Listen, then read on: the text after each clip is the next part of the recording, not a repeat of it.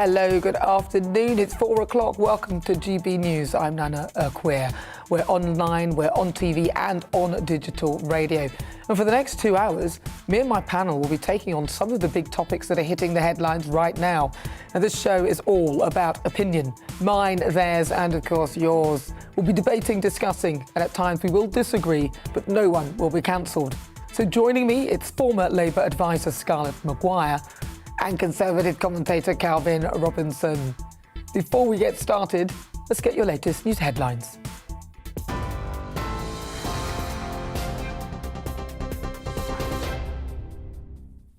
Thank you. Good afternoon. It's 1 minute past 4. I'm Miranda Shunker in the GB newsroom. The Red Cross is attempting to carry out another evacuation in the besieged Ukrainian city of Mariupol. It follows an agreement with Russia to open 7 humanitarian corridors for civilian evacuations. Overnight, buses of refugees arrived in Zaporizhia. Some of the passengers are reported to have stood throughout the 12-hour journey due to the huge number of people trying to escape. Ukraine is warning of what they're calling heavy battles in the country's eastern and southern regions, including Mariupol. An advisor to Ukraine's President Volodymyr Zelensky says that troops around Kiev had retaken more than 30 towns or villages across the region. He also said troops were holding the front line against Russian forces to the east. It follows President Zelensky saying the situation remains difficult. In the north of the country, the occupiers continued to retreat, slowly but noticeably. In the east, the situation remains extremely difficult. Russian troops are moving to Donbass and towards Kharkiv. They're preparing new strikes. We're preparing an ever more active defence.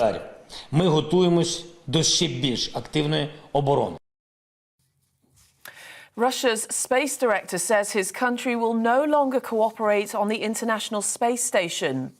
Dmitry Rogozin says normal ties with NASA and other agencies will only be possible once what he's calling illegal sanctions against Moscow are lifted. It's after an American astronaut and 2 Russian cosmonauts landed safely in Kazakhstan on Wednesday, having left the ISS on board the same capsule.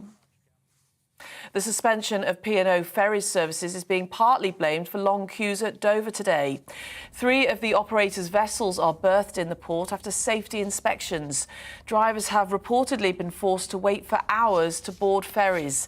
The Department for Transport says efforts are being made to minimise the disruption. Well, it's been confirmed Metropolitan Police Commissioner Dame Cressida Dick will leave her post on April the 10th.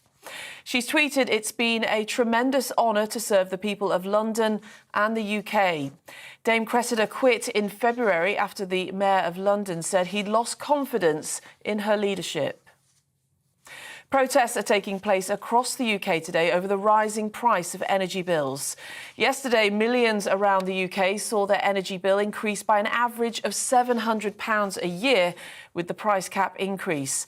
An austerity campaign group says the demonstrations will highlight the real hardships people are facing now, with many having to choose whether to eat or heat. ASDA's chairman, Lord Stuart Rose, has told GB News the government has been slow to act and it needs to do more now to support people who are struggling. I would just emphasise to the powers that be that they have to, first of all, remember that we are the 6th largest economy in the world. I myself was walking down the street the other day and saw a large queue of people queuing outside a food bank. And I thought to myself, here we are, the 6th largest economy in the world, and we've got people queuing for food. That can't be right and it can't be sustainable. So we've got to find a way in the short term of helping them. Parents and carers can now book COVID jabs for children aged 5 to 11 in England. They'll be able to make an appointment for a vaccine or go to a walk-in clinic from Monday. Children will be offered 2 doses of the Pfizer-BioNTech jab at least 12 weeks apart. And today marks 40 years since Argentina invaded the Falklands Islands. 255 British soldiers died, along with 650 Argentinians, in the conflict after Margaret Thatcher ordered the territory to be recaptured. Pipers are being asked to play in a national commemoration on June the 18th to remember those who were killed and wounded in the 74-day conflict. Former head of the British Army, General Lord Dannatt, has told GB News he remembers where he was when he heard about the invasion. In 1982, I was a student at the Army Staff College at Camberley, and someone came into our syndicate discussion room and said the Argentinians have invaded the Falklands. And we all said to each other, where are the Falklands? So we sent someone off to the library to get an atlas, because I'm afraid there was a view. They were off Scotland. But of course, as we all realised, it was 8,000 miles down there in the South Atlantic. And that kicked off that day, that extraordinary adventure, which sadly led to the loss of 255 British servicemen. Well, you're up to date. This is GB News. We'll bring you more news as it happens. Now let's return to Nana Akua.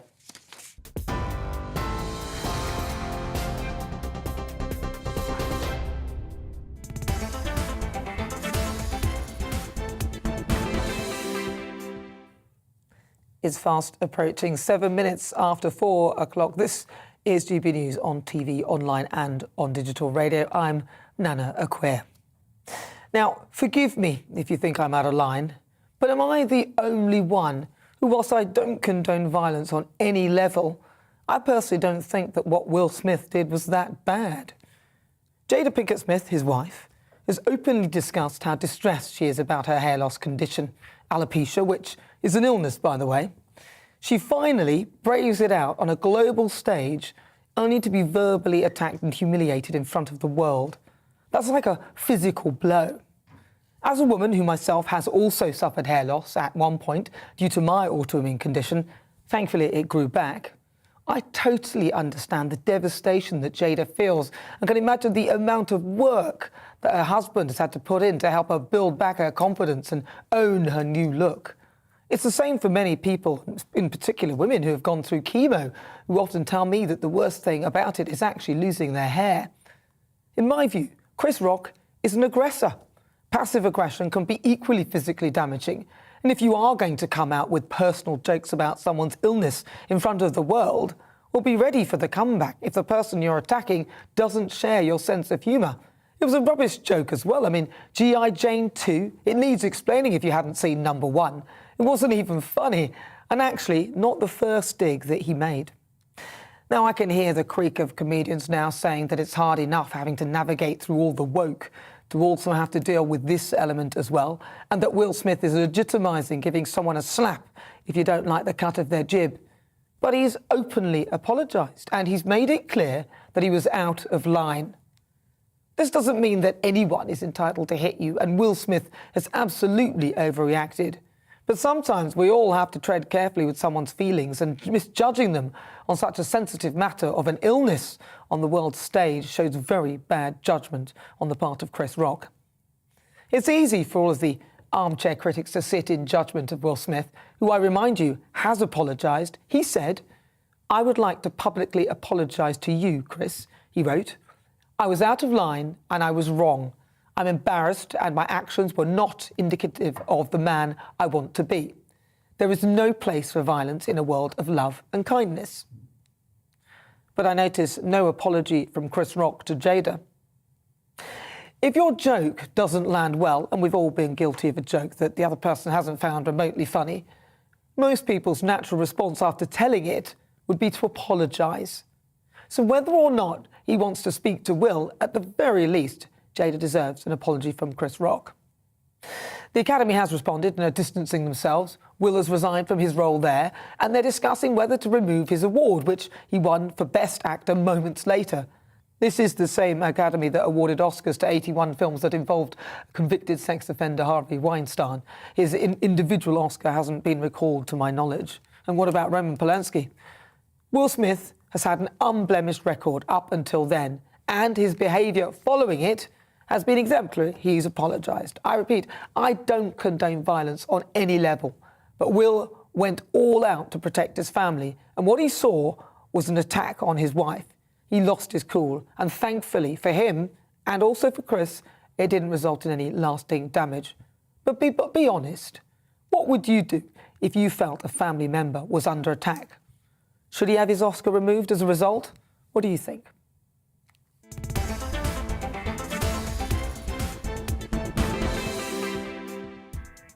So before we get stuck into the debate, here's what else is coming up today. At 5 in my difficult conversation, I meet the inspiring woman who set up a campaign group to raise awareness of violence against women following the death of her sister. Gemma Hsn has already successfully lobbied to have compulsory sex education added to the national curriculum. The Great British Debate this hour, I'm asking, should the UK rely less on China and back British manufacturers? Is it now time to buy British? Last night at the conference, China offered the European Union assurances that it would seek peace in Ukraine, but once again deflected pressure for a tougher stance towards Russia. But with China being the UK's third biggest trading partner, with spending on imports at over £40 billion a year in 2021, I'm asking, should we rely less on them? They're not condemning Putin's actions, and maybe perhaps we should be backing more British manufacturers instead. And the former royal correspondent to The Sun, Charles Ray, will be in the studio to give us a rundown on what's making the headlines in the royal household this week. And on the agenda today, a royal rift as senior royals show their frustrations over Prince Andrew again, taking centre stage of the Duke of Edinburgh's memorial service earlier this week. Tell me what you think on everything we're discussing. You can email gbviews@gbnews.uk or tweet me at gbnews. Right, let's get started. Welcome again to my panel, former Labour advisor Scarlett Maguire and Conservative commentator Calvin Robinson. Hello and welcome. Nice to see you again, Scarlett. Nice to see you, Calvin. So firstly, I want to chat about Will Smith. I mean, like, I don't condone violence on any level, but I can understand his actions. What do you think? I love that. I don't condone violence, but... It's true, but, yeah. Look, he let himself down. He did, absolutely. It was a big mistake what he did. Chris Rock's joke, I mean, it's two different arguments here, isn't it? Chris Rock's joke wasn't that funny. No. But we shouldn't say you're not allowed to joke about that, you're not allowed to joke about that. You can joke about that, but not to that extreme. That's a nonsense. Comedians have to be edgy. It's part of their routine. We have to give them the freedom to joke about any subject. And his joke was about how she looked. It wasn't about her illness. But regardless of whether it's funny or not, to get up on stage and to slap someone because you're offended by their joke, that shows a lack of discipline, a lack of self-discipline. It showed that he'd lost his emotional intelligence and he'd gone to his basic instincts. That's abhorrent to see. But it shows his level of entitlement as well. The fact that he got up there, swaggered off stage and said, "Keep my effing wife's name out of your mouth," twice, yelling at Chris Rock, shows that he's not prepared to be criticised. He's not prepared to engage on a decent level.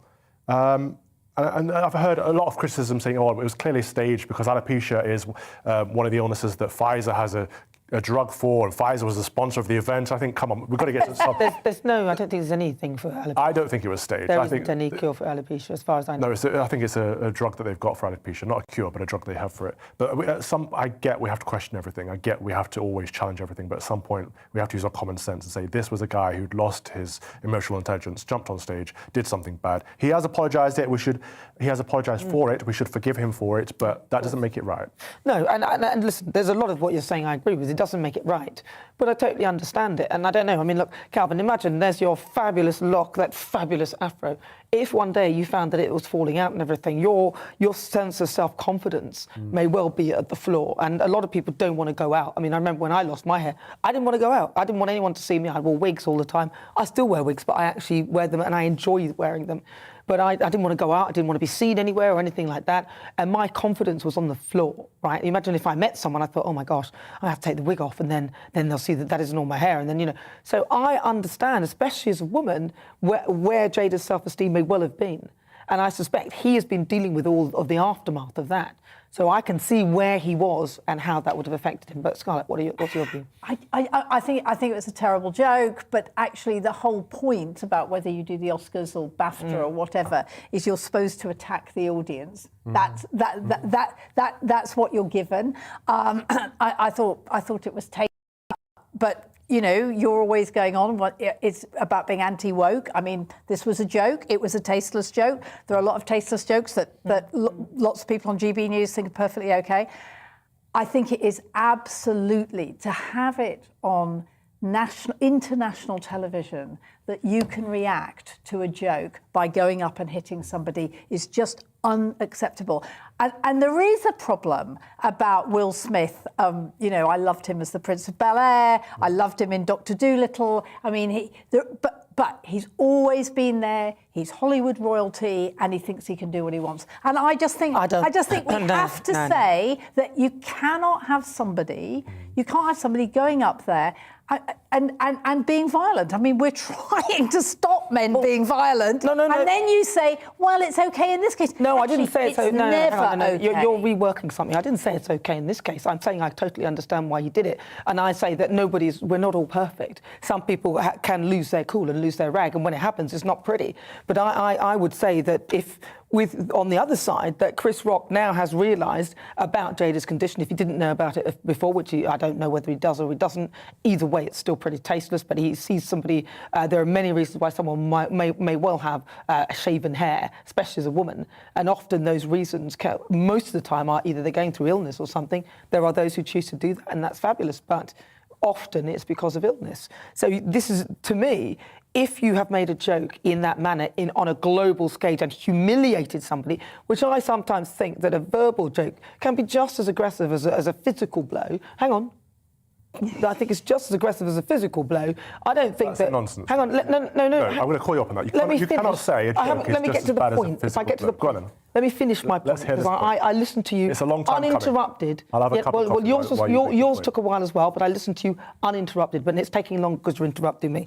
But the point is that Chris Rock, having made that joke and realising that perhaps it wasn't the best judged, should apologise, and he hasn't. So for me, I think that's not a good look for him either. It's not about Chris Rock. Yeah, it's not even about Jada. It may it's not about be, Will Smith. but he should apologise. It's about him being violent, going on stage and being violent and showing that that's how you react to something you don't like. We know that's not the case. He's privileged. If a white man got up on stage and did that, we'd all be talking about how racist it was for a white man to get up there and hit Chris Rock. If a non-celebrity had got up on stage and did that, we would have seen him get dragged away and arrested. So Will Smith has clearly got privilege in this instance, and he's used that privilege to a negative effect. And he's an influence around the world. Lots of people look up to him and admire him, and he's let us all down by doing that. And I think for the audience in there, as Scarlett rightly said, they're expecting to be attacked by the comedian. That's part of it, because we want to see them pulled down a peg or two. That's part of the give and take of being a high-profile celebrity that earns millions of pounds. They sit in that audience and they're ready to be challenged by the comedian. But for them to stand up 5 minutes later and give a standing ovation to Will Smith after he just got up there and abused someone, that shows that they are all privileged and they're all wrong, and none of them have any moral calibre at all. But we all knew that anyway. I mean, look, who didn't know that? I knew that anyway. That's not something new to me. What I just don't like is somebody having the mickey taking out of them from an illness, and an illness that I understand. But that's what I'm saying. That's my point. Yeah, but don't you think, Nana, I mean, part of the problem is that he has to go and hit somebody on his wife's behalf. I mean, I find the whole... He doesn't have to, but well, he no, did. that's what he did. I actually find that equally patronising. No. I just think to go up... I mean, it was this thing, it's like, you know, men always go, oh, yes, you know, I'm really against sexism because I think of my daughters. And you go, no, you need to think of you. I mean, I actually just think that he's right to apologise, and he should never have done it. And he should. But he said that himself. He said that himself. He should never have done it. I agree. He should never have done it. It's amazing that somebody. So he's in the front row. He knows. I mean, he knows he's going to be attacked by the comedian, right? And it's his he wife. just has to. Let's be honest. Well, she's not a nobody. No, she's not a nobody. And she's actually talked quite openly about how devastated she is about her hair loss. So whilst I love comedy and all that, I am somebody who will use comedy and some dark humour as well. But I'm also understanding that you can say things to people, and the next thing you know, that person can take their life, or that person could do something to... There are words that can hurt, and sometimes you will say something and somebody never forgets that, or they change their behaviour. You know, somebody who's got an eating disorder, you have to be very sensitive and careful about how you talk around that person, even if you are a comedian, or even if you're... That cannot be carte blanche for you to say absolutely anything.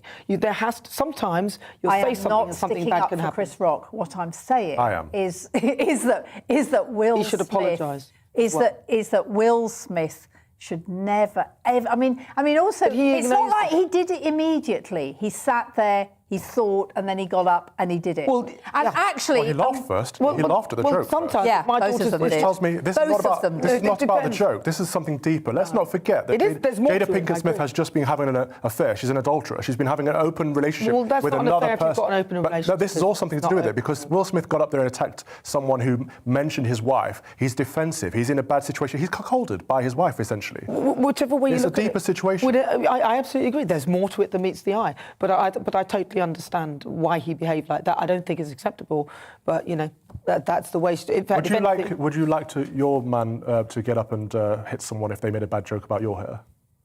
I won't answer that because I'd tell them to sit down and let me deal with it. No, but I think sit down, honey. I'll do it. She's G.I. Jane 2 or whatever. That is the problem. That's not a problem. No, that's the problem. Is you would have dealt with it. I would have dealt with it. She could deal with it, right? Well, she didn't. He did, and I still don't. Like I said, I don't think it's that bad. But anyway, if you've just joined me, welcome on board. This is GB News. I'm Nana Akua. We are live on TV, online, and on digital radio. After the break, it's time for the Great British Debate. No, that wasn't it. I'm asking, is it now time to buy British? EU leaders met China yesterday to discuss their relationship with Russia over the invasion of Ukraine. China appeared to deflect pressure for a tougher stance towards Russia, who they are yet to condemn for their actions. So as one of the UK's biggest trading partners, with imports around about £40 billion worth a year, I'm asking, should the UK rely less on China and back British manufacturers? Send me your thoughts. You can email gbviews@gbnews.uk. Tell me what you think. You can also tweet me at GBNews. And there is a poll up right now asking, is it now time to buy British? Cast your vote now. But first, let's get some weather. Looking ahead to this evening's weather, and the UK's looking a mixture of sunny spells and scattered showers and remaining rather chilly. Let's take a look at the details. The southwest will be rather cloudy, particularly in the west, where there'll also be the most frequent showers. The best of the sunny spells will be across eastern areas.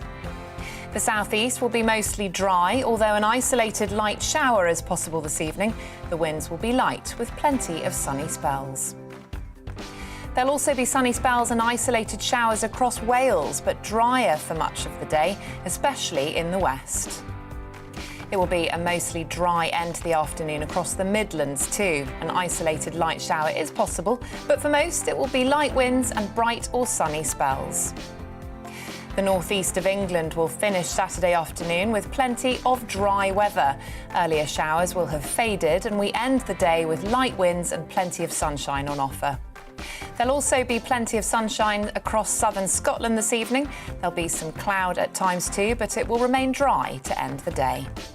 It's a similar story for Northern Ireland this evening. Dry here also, with some fair weather, cloud and sunny spells, leading to a cold and frosty night to come. Clear spells and light winds will also lead to a cold and frosty night across most of the UK tonight, and that's how the weather's shaping up overnight into tomorrow morning.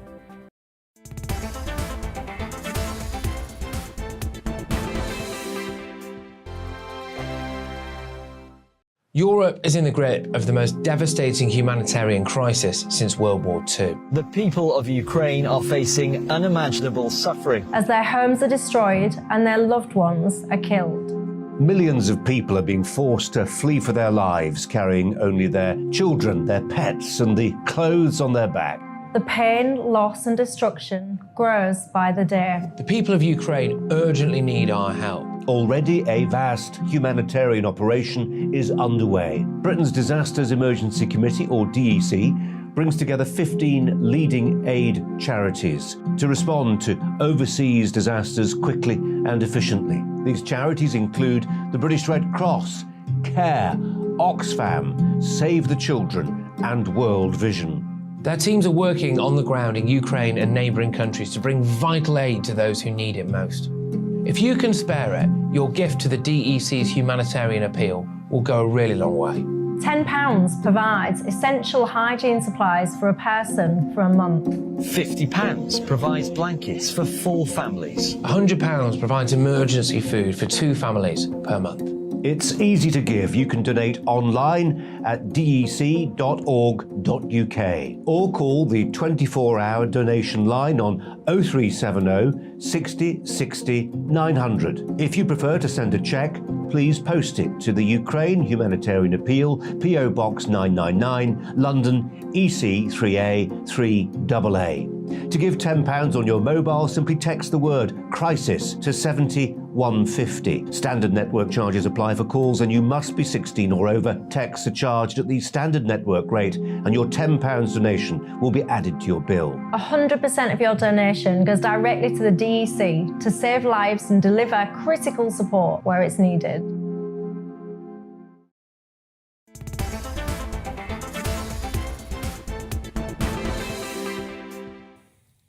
So it's coming up to 26 minutes after 4 o'clock. This is GB News on TV, online and on digital radio. I'm Nana Akua, and I'm still with my panel, Conservative commentator Calvin Robinson and also former Labour advisor Scarlett Maguire. Now, before the break, we were discussing whether actor Will Smith should have his Oscar taken away from him after he slapped Chris Rock at the awards ceremony. And this morning, he's resigned, actually, from his role, not Chris Rock, but Will Smith, from his role with the Academy. And he says that he'll accept the consequences of his actions. So let's see what you've been saying. David says, finally, someone who sees the other side. Things are only funny if they do not directly attack someone else, especially with things of a sensitive nature. Thank you, because that's all I hear. I hear the other side. Nobody dares say the other one. Teresa says, why did Will Smith laugh as the camera was on him, then act angry? Listen, I was just telling Calvin why. Listen, when my daughter says something like, Mummy, and I tell her to do something and she says, no, I won't be doing that, I laugh as well and go, I presume that was a joke. You've got about 3 seconds to apologise before your mobile phone disappears. And there's a smile on my face there too. G says, stop trying to defend the indefensible. Watch the footage. I have, actually. Smith laughed at the joke and only had a problem when his wife ordered him to have one. Well, you see, you can read it that way, but you know, they never showed the clip after, when he sat down after the swearing and all that. And then you saw them, they butted heads and they were talking gently and he was reassuring her. And you never saw that. There was a clip and they don't keep replaying that one. But keep them coming. It's good. Right. It is time now for the Great British Debate. I'm asking, is it now time to buy British? At a meeting with EU leaders last night, China was questioned over its relationship with Russia as Vladimir Putin continues with his efforts to invade Ukraine. And once again, China deflected any pressure from the West for a tougher stance towards Russia, but did assure European leaders that it would seek peace on its own terms. So is it time that the UK puts its foot down and actually aims to rely less on Chinese imports, backing British manufacturers instead? China is one of Britain's biggest trading partners, with imports into the UK worth around about £40.5 billion. Worldwide, China has the second largest economy, prompting warnings from commentators about its growing influence on geopolitical and trade affairs. So I'm asking, should the UK rely less on China and back British manufacturers? Is it time now to buy British? I'm joined by John Elliott. He's the CEO of EBAC, a family-owned British company which designs and manufactures dehumidifiers, water coolers, air source heat pumps and washing machines. John, thank you for joining us. Now, do you think, first of all, that the UK relies too heavily on China for production of products? Well, we rely too much on imports. Yeah. We'll never balance the books on our economy until we start making more goods here. Look at other economies like Germany. They've got a balance of payment surplus because they've invested in industry. We've got to make more things in the UK to balance the books. You know, that's what I'm thinking, and also there's this, the worry of the vulnerability that you suddenly find yourself under if, for example, with the pandemic, we didn't have any PPE, yet we could make PPE, but we didn't have any PPE. What about you, though, for the products that you make? Aren't a lot of the components that you would have in your products made in China or from China? Some of the components are, because we can't buy them in the UK now. When I started the business 50 years ago, we could buy compressors down the road. Now we've got to go to China or Europe, actually. The UK has really let themselves down on manufacturing. We've got to make more things in the UK if we want to balance the books. But why do you think that we're doing that? Because it's easier in the UK to make money playing the stock market than investing in real businesses. And yet that process doesn't add any to the real economy. We've got to change the system here. We've got to accept. We've got to invest in real businesses rather than selling them to overseas companies. We talk about inward investment. We don't need inward investment. We need internal investment. We need inward investment because we've got a deficit. We've got to borrow money or sell assets to make up the deficit. Yeah, we can borrow money we can never repay. We've got no plans to repay. We keep borrowing. And it's crazy. The thing is, though, it's not even sort of an even relationship either, because we don't really export anywhere nearly as much as the amount that we import. What do you think that we could do to sort of improve that? Because it's the people in this country that are partly driving this as well. Government's got to start by encouraging investment in real businesses rather than playing the stock market. We've got to have a real think about our economy.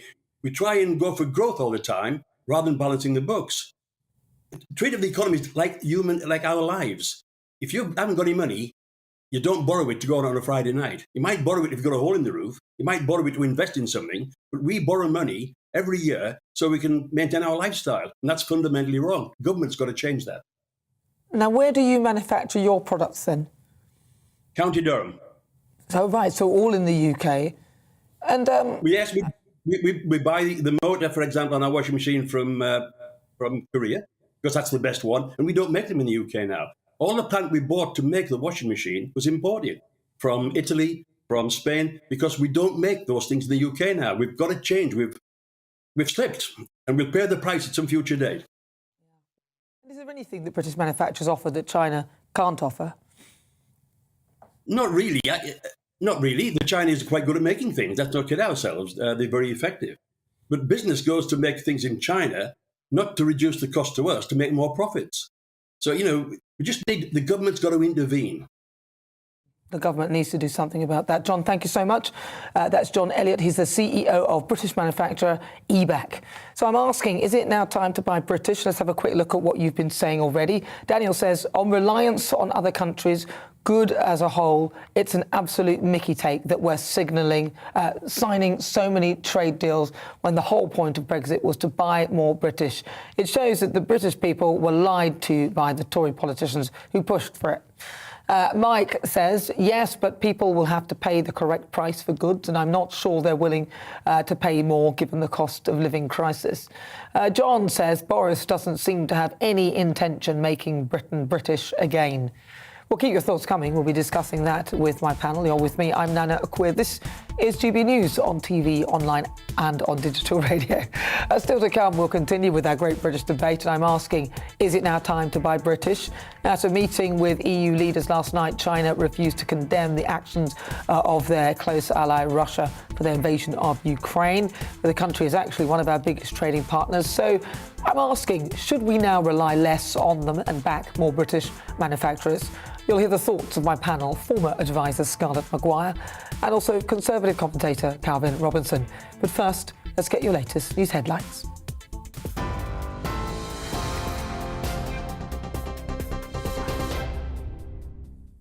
Thank you. Good afternoon. It's 4:32. I'm Miranda Shunker in the GB newsroom. The Red Cross is trying to carry out another evacuation in the besieged Ukrainian city of Mariupol. It follows an agreement with Russia to open 7 humanitarian corridors for civilian evacuations today. Overnight, buses of refugees arrived in Zaporizhia. Some of the passengers are reported to have stood throughout the 12-hour journey due to the huge number of people trying to escape. Ukraine is warning of what they're calling heavy battles in the country's eastern and southern regions, including Mariupol. An advisor to Ukraine's President Volodymyr Zelensky says that troops around Kiev had retaken more than 30 towns or villages across the region. He also said troops were holding the front line against Russian forces in the east. The suspension of P&O ferry services is being partly blamed for long queues at Dover today.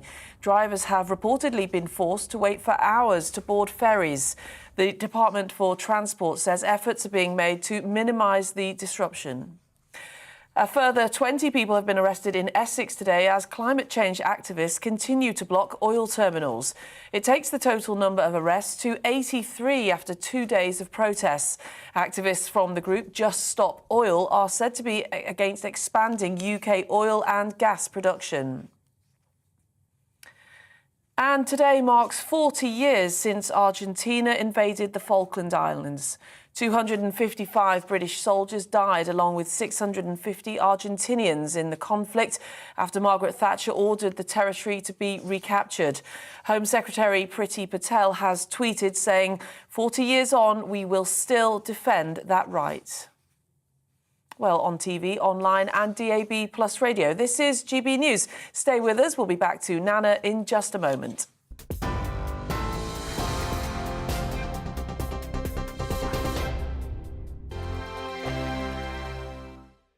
Europe is in the grip of the most devastating humanitarian crisis since World War II. The people of Ukraine are facing unimaginable suffering as their homes are destroyed and their loved ones are killed.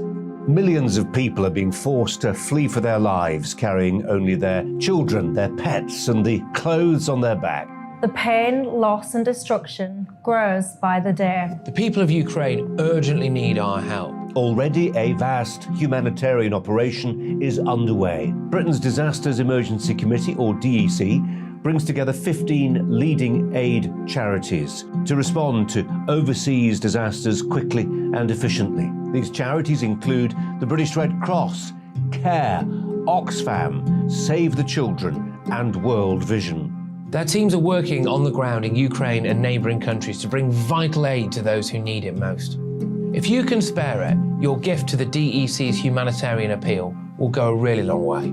£10 provides essential hygiene supplies for a person for a month. £50 provides blankets for 4 families. £100 provides emergency food for 2 families per month.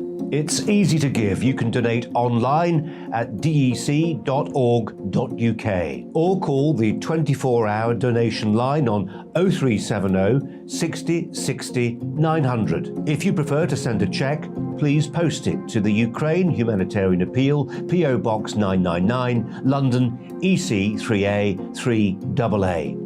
To give £10 on your mobile, simply text the word crisis to 70150. Standard network charges apply for calls and you must be 16 or over. Texts are charged at the standard network rate and your £10 donation will be added to your bill. 100% of your donation goes directly to the DEC to save lives and deliver critical support where it's needed.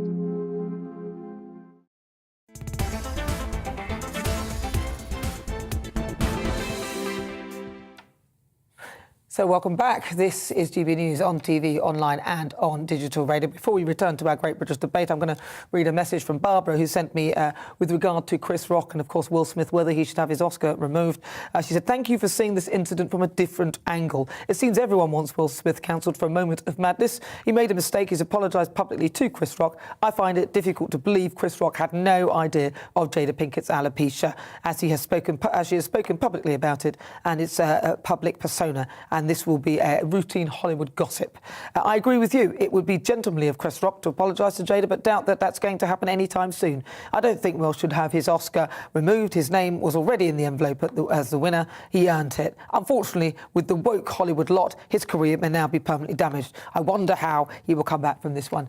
Thank you for that, Barbara. I think he'll probably come out quite well with it. He's got all this publicity now, and there's people like you and I who feel the same way as well. But we return to our Great British Debate this hour.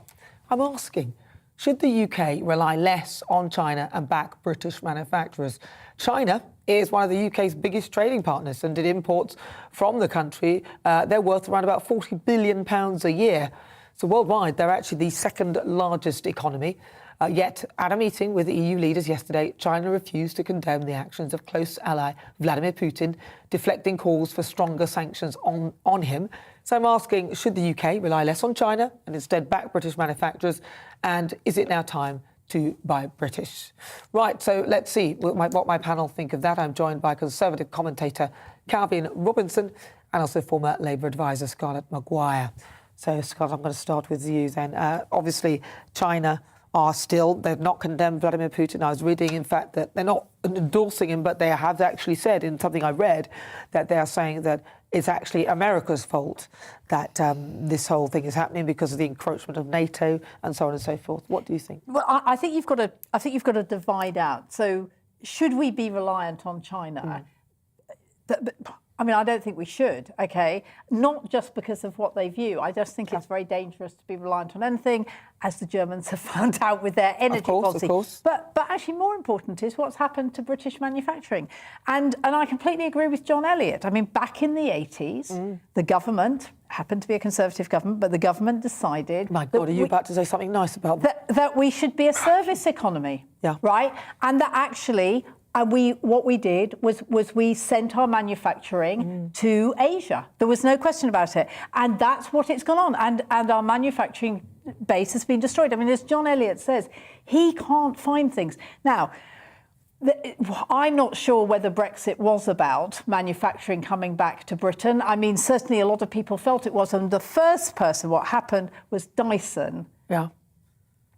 said, I'm no longer going to have British manufacturing, I'm sending it to Asia because it's cheaper. So actually, we do need to look at that. And I'm afraid to say that last July, the Labour Party said we have to buy more British, we have to make more British, and we actually have to have a culture change, and we have to have public companies. When did they say that? They kept that quiet. July 2021. Rachel Reeves. And they've not July said it again. 2nd. Do you know if they She has said it actually over and over again. If they actually, do you know what? They could have an opportunity here. If they actually went behind their policy to do that and said that this would be something that they would back and it should be some part of the manifesto, and they made a big deal of it, they might actually get a lot of support. Well, Calvin. They did. China is not our ally. China are one of our greatest enemies. The fact that we rely so heavily on them, it says more about us than it does them. The fact that they won't condemn Russia is negligible because they're enacting a genocide over there. There's ethnic cleansing happening in China right now that we are supposed to be condemning, yet we're supporting their economy. There's slave labour going on in China right now. In fact, that's probably the reason we have such a heavy reliance on China, because everything is so cheap, because they have slave labour over there. Yeah. The fact that the CCP, the Chinese Communist Party, censor anyone who speaks out against any of this stuff, and we are supporting that regime indirectly, says a lot more about Great Britain than it does them. I think, of course, we should cut ties. Of course, we should bring more manufacturing back over here. I don't believe that we can blame the Conservative government. I think it's the free market. It's people see cheap, dirty labour abroad and go for it. So we need to incentivise people to spend over here, buy British, and invest in British agriculture, British architecture, British industry in general, and not just farm it all out. So HS2, I mean, the big contract that was, 2.3 billion, I think. They had one British firm shortlisted and actually it's a culture change that we have to have in Britain, that we encourage. I mean, look at the PPE contracts that sort of went all over the place and people were making millions. And it seems that we can privatise our companies and we can have French government owning things, the Chinese government owning things. But I mean, and actually, the government, we've got to change the way we do it. I do agree on that. So we spoke out about Huawei, we spoke out about 5G when they were relevant topics. And I said at the time, we should not be letting the Chinese invest so heavily in our infrastructure. Of course we should bring it in-house. We've just sold a microchip company to them. Well, I mean, yesterday. It's not just that, though, is it? It's also some of the great buildings in this country as well that we're selling off to Chinese companies as well. It's our infrastructure that we are selling. It's not just our manufacturing base. And I think that's a very worrying trend, actually. And I have no idea why we're still giving foreign aid to China. I mean, I just find that just ludicrous. It's bonkers. That we're doing that. And they must be laughing at us doing that. They just think, oh, well, the British people are stupid. We're just going to take that. You would if somebody hands you money. But yet we are so reliant. And as you mentioned, the pandemic, PPE, we didn't even have our own PPE. It was pathetic that we couldn't do that. And it's funny, isn't it? The virus came from China and we were spending so much money in China for the PPE to protect ourselves against this virus. That's the thing. And I think we only need to look at Vladimir Putin and Russia and see what's happening with Germany to really start to have a rethink about how we're organising things. And no one's talking about the empire building. China is building the biggest empire it's ever had at the moment. It's investing heavily across the African continent, but also across the Caribbean. People are calling for further independence, as they call it, in countries like Jamaica and Barbados, the countries that are already independent. And what they're actually suggesting is cutting ties with Britain so that they're free for China to invest more heavily and take over. Actually, the real thing, in Senegal, there's an amazing statue looking over the sea about liberation. It's built by the Chinese. I mean, it's just incredible. But in your view, then, how can we kind of incentivise, because it's partly our fault, right? As consumers, we're like junkies. We're sort of going for a quick fix. My daughter's constantly buying these, I'm sure they're all flammable, clothes from this awful store that she gets stuff from China, because she gets her pocket money and she's got this Go Henry thing and she can buy things online. It's her own thing. It comes through me. I'm still paying for it, obviously. And she loves she goes, cheap fashion, and she's calling it. And we are partly to blame. I think it's really difficult to do it from there. I mean, I remember, because I'm older than both of you, I think it was in the 60s, there was a Buy British campaign with lots of Union Jacks. The problem is, so here we have, the perfect storm. We are in a massive cost of living crisis. And then we're saying to people, I know British manufacturing is a bit more expensive, but can you do it? And actually, it has to be government-led. It has to be government-led, saying that for these big public projects, like HS2, for instance, you know, we buy British, because that way we employ British people. It's a win-win-win, and that's what we need to change. Perhaps they could have incentivised people to buy British as well, so there'll be some sort of payback in some way if you buy British goods, just to incentivise the public to do that. But let's see what our Great British Voice says, actually, because this show is nothing without them. And of course, let's welcome our Great British Voice to the show. It's your opportunity to be on board and tell us what you really think about the topics we're discussing. Coral Fordham is from Cambridge. Coral, thank you for joining us. Now, Coral, do you think that we should back British manufacturers more rather than relying so much on China? I don't even think there's a debate, to be honest with you. I think it's over the last sort of 25 years or so, we have just walked blindfolded. And if any of you look around now at everything that you have, most of it is going to be made in China. It's terrible. And actually trying to find these products within this country is really, really difficult and very sad. Most of the people that I speak to, they would be happy to pay a little bit more if it was British. People are starting to wonder where the British manufacturing is. And I think there's another, obviously I agree with everything that's being said amongst you, but one of the things that you haven't discussed is the people that are losing their jobs. They've lost their purpose, so they've lost their self-esteem. I had a career in recruitment and I had people in tears being made redundant, and they felt completely worthless. And so to try and help people like that was wonderful for me. But what are those people doing now? They're skilled people out of factories, and they're stacking shelves in B&Q now. Well, see, that's the thing. Well, that's the thing, Coral. I think, you know, coming back to what you said earlier, I think there is a debate to be had, because I don't know why we're not buying British, seeing as we all agree that we should be. Thank you so much for joining me. It's lovely to meet you. That's Coral Fordham. She's there in Cambridge, one of our fabulous Great British Voices. Right, let's see, panel. You heard what she's saying. She is right. There doesn't seem to be debate because we're not disagreeing, but there doesn't seem to be. We'll talk about it, but then there's nothing happening about it. So your daughter is classic. I mean, I'm sure if you talk to your daughter, she'd say, yes, buy British, and she can buy 3 times the number of dresses if they're Chinese.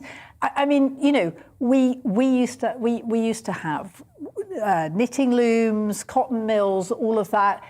We buy everything from Southeast Asia and Asia, and the reason is because we pay people a pittance out there. And I mean, you were right; it is slave labour. I mean, well, the way, we know this, though, don't we? But I mean, and it's not just China. I mean, China is appalling. But there's India as well as Bangladesh, right? I mean, Bangladesh is the bottom, and China doesn't do the lowest. It does. So when you're saying, I think I suppose there's no point worrying about the layers. It's all bad, isn't it? It's all bad. It's all bad. But what do you do? How do you afford to do it? I mean, when Dyson, you know, who went on TV throughout Brexit saying we need Brexit, we need Brexit, we need British manufacturing, and the first thing he does is move his factories to Asia. Well, that wasn't quite the first thing. And he supported the industries in this country quite a bit. Yes. I suspect some of his manufacturing probably is still here. But I mean, you know, I don't know the actual ins and outs of that. There may have been way more to it than that. But, you know, today I am asking... Said it was cheaper. I mean, you know... Well,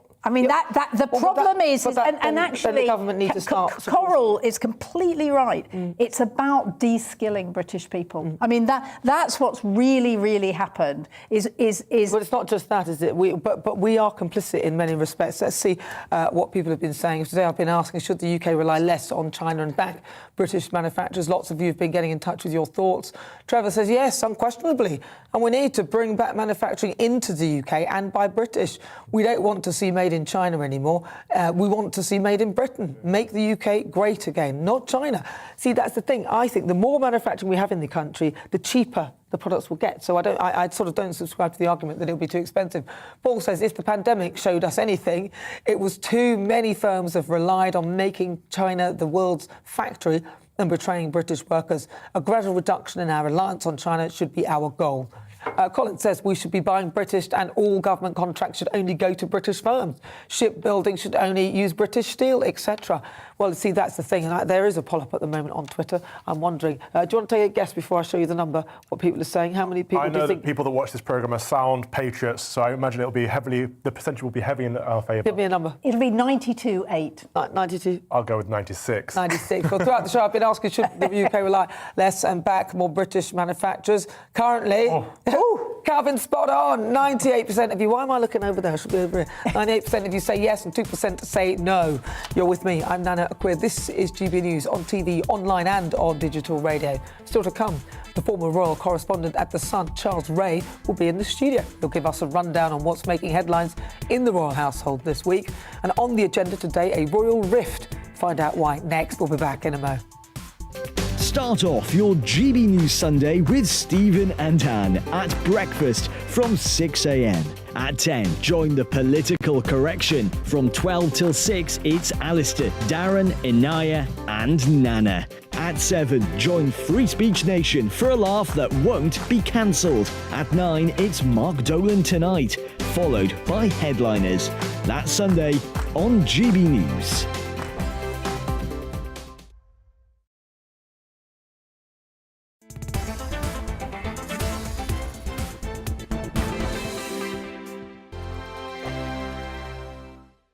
Europe is in the grip of the most devastating humanitarian crisis since World War II. The people of Ukraine are facing unimaginable suffering as their homes are destroyed and their loved ones are killed. Millions of people are being forced to flee for their lives, carrying only their children, their pets, and the clothes on their back. The pain, loss and destruction grows by the day. The people of Ukraine urgently need our help. Already a vast humanitarian operation is underway. Britain's Disasters Emergency Committee, or DEC, brings together 15 leading aid charities to respond to overseas disasters quickly and efficiently. These charities include the British Red Cross, CARE, Oxfam, Save the Children and World Vision. Their teams are working on the ground in Ukraine and neighbouring countries to bring vital aid to those who need it most. If you can spare it, your gift to the DEC's humanitarian appeal will go a really long way. £10 provides essential hygiene supplies for a person for a month. £50 provides blankets for 4 families. £100 provides emergency food for 2 families per month. It's easy to give. You can donate online at dec.org.uk or call the 24-hour donation line on 0370 60 60 900. If you prefer to send a cheque, please post it to the Ukraine Humanitarian Appeal, PO Box 999, London, EC 3A 3AA. To give £10 on your mobile, simply text the word crisis to 70150. Standard network charges apply for calls and you must be 16 or over. Texts are charged at the standard network rate and your £10 donation will be added to your bill. 100% of your donation goes directly to the DEC to save lives and deliver critical support where it's needed.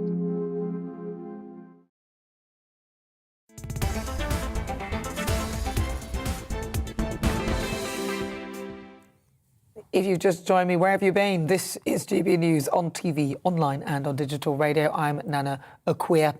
Now, it has been another very busy week in the royal household, and there's been one man at the very forefront of the headlines. Take a guess. Yes, Prince Andrew.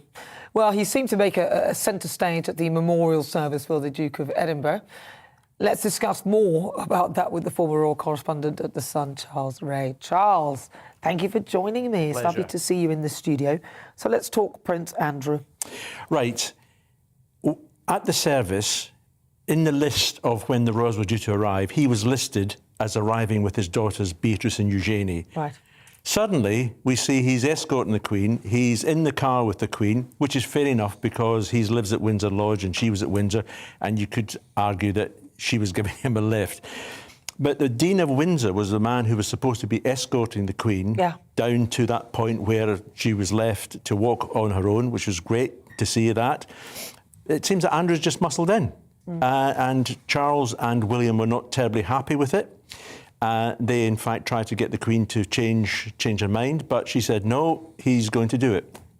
But, you know, like, OK, so this is this amazing woman that's served on the throne. This is her partner who she's, you know, she's coming to terms with the death of her partner of many, many years, many decades, or 70 years or so, I think it's longer than that. And she wants her son, who we know has been through this whole thing. He hasn't been convicted of anything. He's paid a settlement. I don't know why he had to do it that way, but I suspect Charles had something to do with it. I don't know the detail. But the bottom line is, if she wants to have him by her side... I agree. She can have anyone by her side. And I find it a bit odd that the press should be finding this as that there's any problem with that. Look, Andrew is a football, and he's going to be kicked around for forever and a day, because you don't pay £12 million to a woman who you say you don't remember meeting. I mean, it's ridiculous. And also, he's mired in these sexual allegations, which he denies firmly. And this is not just about this. This is Andrew all the way through. He has been involved with some people who are, you could say, slightly dodgy. Yeah. And everything else. But that's still, I mean, you know, and obviously he denies all of that. And, you know, because you've seen in these cases, especially in the States, their whole judicial system is somewhat different to ours. And in the end, if he had gone to court, this would have then opened the floor to, you know, pull the royal family apart. Without a shadow. And I suspect, you know, he didn't really want to do that. So whatever it is to make it go away, he did. So I'm not saying that he, you know, I'm not putting any allegations either way. All I'm saying is this is nothing to do with any of that. This is the Queen wanting her a moment of peace with her lifelong partner who's no longer with her. And you're absolutely right. I can forget about what he's done for now, what he has or hasn't done for now. And he was entitled to be there because his dad, Prince Philip, they were honouring him. And that's what you've got to remember. But people must not run away with the idea that this is some sort of stepping stone to a rehabilitation of Prince Andrew. It's not going to happen. Yeah, now, what's this thing about Andrew being named in a court case? Right. Now, this is slightly complicated. Now, there is a woman called Nebahat Izbilan, and she is a billionaire. She's a Turkish lady. And she handed over something like £40 million of her money to a former Goldman Sachs banker, a man called Selman Turk, who's London-based, and he was using that money to invest for her and everything else. Now, she says he's misappropriated that money. Now, some of this money, £750,000, ended up in Prince Andrew Coote's bank account. The reason being it was supposed to pay for Beatrice's wedding. Right. Now, once all this came out, that money was paid back to this guy. But also, there was another £350,000 that was paid to Andrew. There was another £225,000 that was paid to the Duchess of York, allegedly for being a brand ambassador for a company I've never heard of.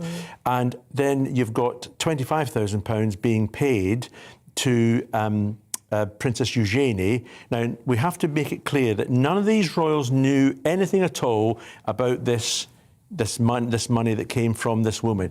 Now, but they knew the money was there, though. Like they knew the money was there, but bank, I'd be like, "Way!" Yeah, but one explanation is the £750,000 was there to help pay for Beatrice's wedding, and also you've got this situation where the Duchess of York has not paid back this money. She says, I was doing a job for them, and this was my pay for it. The £25,000 included a £15,000 pay out for a party for the Duchess of York many months before it was her birthday. So we have to say that they're not guilty of anything. And also, this woman was told that this money was being paid to Prince Andrew so that he could secure her a British passport. Now, he knows nothing at all about this. Oh, goodness. He knows nothing about so this. Much, you know, I'm starting to feel sorry for Prince Andrew, to be honest. Steady on. Maybe that's pushing it. But I am starting to feel sorry for him. I don't think we've got time for our little EastEnders story. But in 10 seconds, can you say briefly what it is? Yes, it was Charles and Camilla visiting the new EastEnders set and meeting Danny Dyer, who is technically a relative because he's related to Edward III, and if he's 147th in line to the throne, so if we bump everyone else off, then he gets to be King Danny. Thank you so much, Charles. Really good to talk to you. That's Charles Ray. He is the former royal correspondent to The Sun. Right, you're watching me. This is GB News on TV, online and on digital radio. There's so much more to come in the next hour.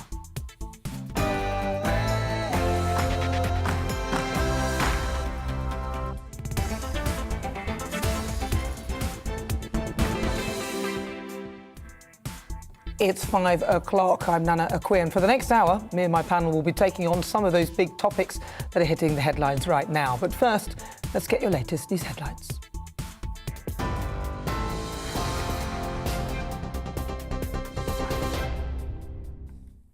Good afternoon. It's 5 o'clock. I'm Miranda Shunker in the GB newsroom.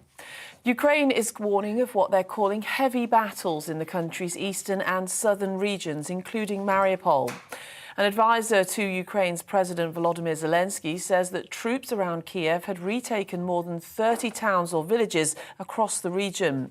He also said troops were holding the front line against Russian forces to the east. It follows President Zelensky saying the situation remains difficult. In the north of the country, the occupiers continued to retreat, slowly but noticeably. In the east, the situation remains extremely difficult. Russian troops are moving to Donbass and towards Kharkiv. They're preparing new strikes. We're preparing an ever more active defence.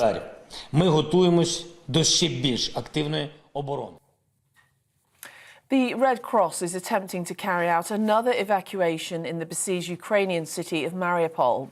It follows an agreement with Russia to open 7 humanitarian corridors for civilian evacuations. Overnight, buses of refugees arrived in Zaporizhia. Some of the passengers are reported to have stood throughout the 12-hour journey due to the huge number of people trying to escape. Russia's space director says his country will no longer cooperate on the International Space Station. Dmitry Rogozin says normal ties with NASA and other agencies will only be possible once what he's calling illegal sanctions against Moscow are lifted. It's after an American astronaut and 2 Russian cosmonauts landed safely in Kazakhstan on Wednesday, having left the ISS on board the same capsule. The suspension of P&O ferry services is being partly blamed for long queues at Dover today. 3 of the operator's vessels are berthed in the port after safety inspections. Drivers have reportedly been forced to wait for hours to board ferries. The Department for Transport says efforts are being made to minimise the disruption. A further 20 people have been arrested in Essex as climate change activists continue to block oil terminals. It takes the total number of arrests to 83 after 2 days of protests. Activists from the group Just Stop Oil are said to be against expanding UK oil and gas production. Well, it's been confirmed Metropolitan Police Commissioner Dame Cressida Dick will leave her post on April the 10th. She's tweeted, "It's been a tremendous honour to serve the people of London and the UK." Dame Cressida quit in February after the Mayor of London said he'd lost confidence in her leadership. Protests have been taking place across the UK over the rising price of energy bills. Yesterday, millions around the UK saw their energy bill increase by an average of £700 a year with the price cap increase. An austerity campaign group says the demonstrations will highlight the real hardships people are now facing, with many having to choose whether to eat or heat. Asda's chairman, Lord Stuart Rose, has told GB News the government has been slow to act and it needs to do more now to support people who are struggling. I would just emphasise to the powers that be that they have to, first of all, remember that we are the 6th largest economy in the world. I myself was walking down the street the other day and saw a large queue of people queuing outside a food bank. And I thought to myself, here we are, the 6th largest economy in the world, and we've got people queuing for food. That can't be right and it can't be sustainable. So we've got to find a way in the short term of helping them. Parents and carers can now book COVID jabs for children aged 5 to 11 in England. They'll be able to make an appointment for a vaccine or go to a walk-in clinic from Monday. Children will be offered 2 doses of the Pfizer-BioNTech jab at least 12 weeks apart. And today marks 40 years since Argentina invaded the Falkland Islands. 255 British soldiers died, along with 650 Argentinians, in the conflict after Margaret Thatcher ordered the territory to be recaptured. Home Secretary Priti Patel tweeted saying, 40 years on, we still defend that right. Former head of the British Army, General Lord Dannatt, told GB News he remembers where he was when he heard about the invasion. In 1982, I was a student at the Army Staff College at Camberley, and someone came into our syndicate discussion room and said the Argentinians have invaded the Falklands. And we all said to each other, where are the Falklands? So we sent someone off to the library to get an atlas, because I'm afraid there was a view. They were off Scotland. But of course, as we all realised, it was 8,000 miles down there in the South Atlantic. And that kicked off that day, that extraordinary adventure, which sadly led to the loss of 255 British servicemen. Well, this is GB News. We'll bring you more news as it happens. Now it's back to Nana.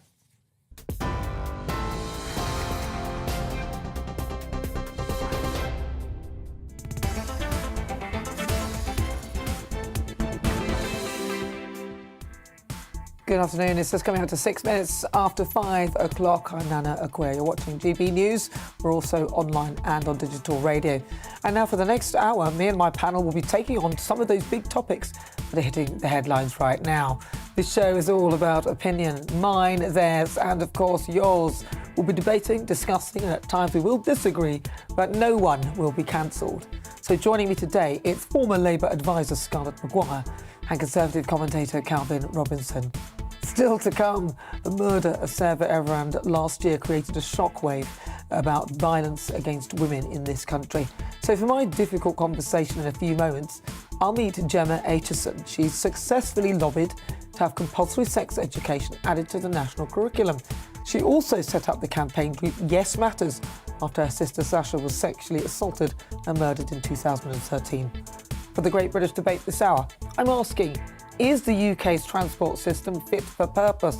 Yesterday, UK schools broke up for their Easter holidays and many of us are looking to get away with a break for the kids. But already there's rail delays, cancellations across England and Wales and chaos at airports and ferry ports. I mean, we just can't handle it. So I'm asking, is the UK's transport system fit for purpose? I'll be joined by travel editor at The Independent, Simon Calder. And the Ukrainian President Volodymyr Zelensky says there's been a slow but noticeable withdrawal of Russian troops from northern Ukraine. They've reportedly been pulling out of the surrounding areas around the capital, Kyiv. So are the Ukrainians on the verge of victory? You can email gbviews@gbnews.uk or tweet me at gbnews.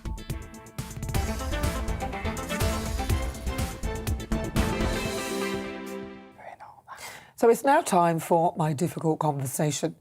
And this week I'm joined by a woman who's on an inspiring journey to raise awareness of violence against women in memory of her sister. In 2013, Gemma Hsn's life was turned upside down when her sister Sasha was sexually assaulted and killed in a hotel she was lured into on a false premise of being interviewed for a part-time cleaning job.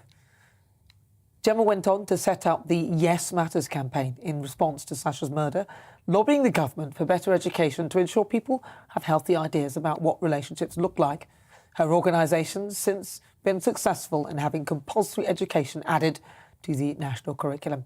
And I'm pleased to say that Gemma joins me in the studio now. Thank you so much, Gemma, for joining me. It's lovely to talk to you and finally meet you. So tell me a little bit about your sister. I mean, she must have been such an inspirational young woman. No, she was a teenage girl, like all teenage girls, slightly annoying, had to be reminded to blend her foundation into her neck and not just her face, like all teenage girls all over the country. And as a big sister, I'm sure there are many big sisters out there annoyed by their younger siblings. She was just typical like that. Now, I mean, what happened to her was horrendous, really. But the thing is, you can almost see how somebody could be lured into that awful sense of security, a safe security, where you feel that you're going somewhere and actually the place you're going to is not going to be a safe place and that person's obviously premeditated something. What sort of managed to get... Because through that grief, you've managed to try and turn some of that around and now create something. Tell me a little bit about Yes Matters. Well, Yes Matters, essentially it's called Yes Matters because we have this thing about consent, this idea that, well, she didn't say no. But actually the consent isn't about saying no. It's about saying that, yes, you want to. You know, if you're unconscious, you can't say no. If you're a child, you can't say no. If you're in a situation where you feel you're in danger, you might not feel able to say no. So initially it was just a campaign to get sex education compulsory into schools, because we felt that Pornhub was essentially doing that, teaching our young people instead of our young people learning about healthy relationships, and because of the sexualisation of teenage girls, which played its part in my sister's death and unfortunately many others. Like, teenage girls are very sexualised in our society. You only need to think about the teenage girl uniform to realise that. And as we see our girls as sexual objects instead of people, they're very endangered. Yeah, and I see it in my own daughter. I mean, she's a teenager, and I see, you know, she's going to school with the skirt all the way up here, and my wife, you pulled your skirt up and it's freezing, you know, no tights or anything. I'm thinking, this is madness, it's freezing out there. But so what happened to your sister? What are you comfortable telling us about it? It's difficult to speak about. It's pretty public with what exactly happened to her. But the thing that's important about what happened to her and you know, other women and girls since, is that it happened because they were women and girls. That is why it happened. In my sister's case, she just thought she was going for a job interview. A seaside town, there are lots of teenagers going for jobs in, you know, hotels in seaside towns. There was nothing unusual. But she's from a society, she was and still is from a society that sexualises teenage girls, and that was behind what he chose to do to her, which I can't speak about without getting upset, even now, nearly 10 years on. I'm so sorry. I mean, it's awful what happened to her. But now you have this Yes Matters, and the organisation is going through teaching people about healthy relationships. Tell me a little bit more about how you go about that and more about the work that your organisation is doing. So essentially, wanting to prevent what happened, I wanted to identify where this stuff comes from. So it comes from two places. The first is like gender stereotypes. So we tell boys things like, grow a pair, don't cry like a girl, man up. We shame boys out of showing any sort of emotion, and what that does is two things. The first is it means that there are very high suicide rates in men, and the second is that they react violently when they don't get what they perceive that they're entitled to, which is why they consistently commit the majority of violent crime.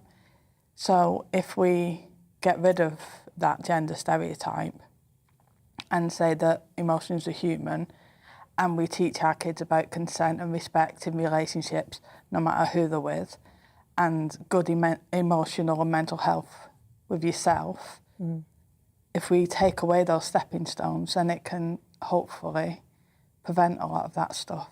See, I think that would have been great to have sort of relationship education at school, because I didn't get anything like that when I was at school.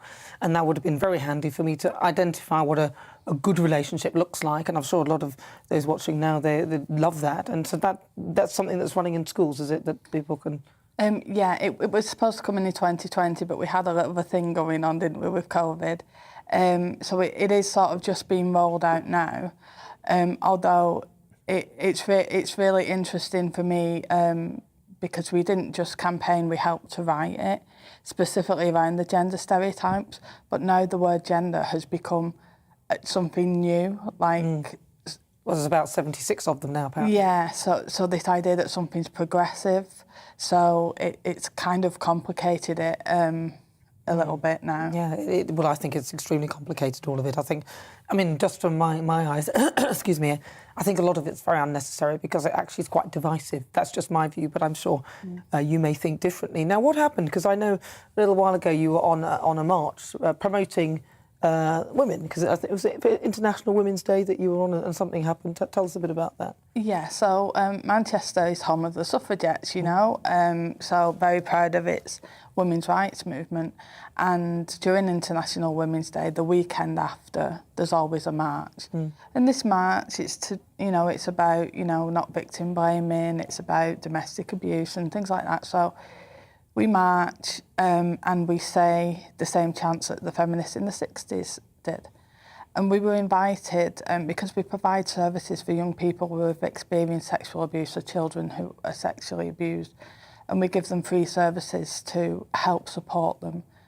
And so we were invited to go and collect, you know, because we do it voluntary.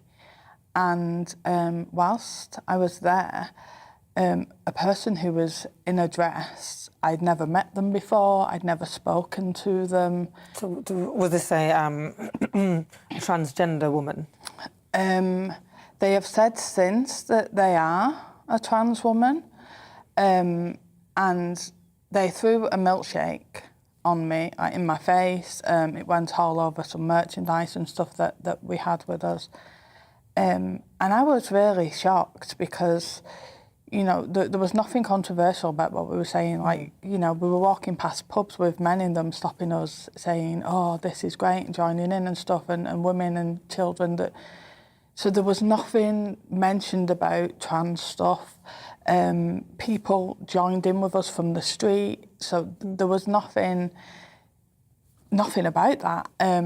Anyway, after they threw the milkshake on me, this person then got into a fight with a woman, and I tried to stop them. I told them both, you know, you need to stop. This isn't the right thing to do. And I ended up getting punched and kicked and thrown to the ground. So this is, I mean, he's a biological man, but a transgender or a person in a dress. So you're saying that... Yeah. I mean, you know, so a trans woman, I suppose, but obviously with the strength of a man, of course. Yeah, I mean, it was scary. I bet.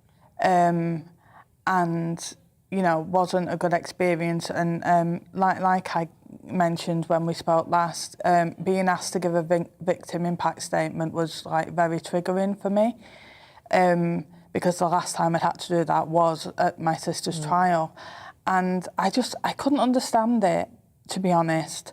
I hear over and over again that trans rights don't conflict with women's rights. So if that's the case, why are you targeting a women's rights march? I just didn't understand. And since this person that's done this has been celebrating it online, saying that they were glad they did it, that they would do it more next time, and that TERFs, which are feminists, they deserve it, and, you know, it's fair game to do it to them.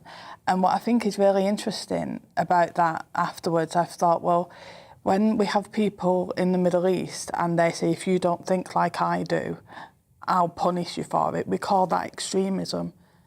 But here it's progressive, and I don't really understand that. Yeah, that does seem a bit off, doesn't it? Especially, I mean, you're the last person that should be doing anything like that. Do not that it's acceptable on any level, but you're actually promoting, you know, treating people with respect and the relationships between the sexes, and that it is, in your eyes, a fluid sort of thing.